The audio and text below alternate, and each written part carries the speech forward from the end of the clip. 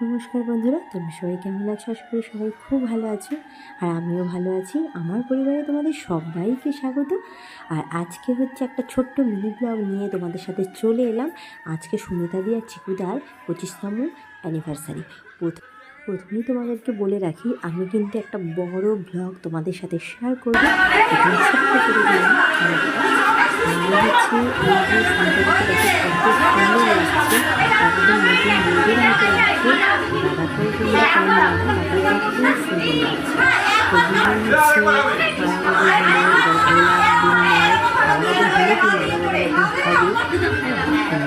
হচ্ছে মোটামুটি এতটা আমরা এনজয় করেছি ভাববার বাইরে।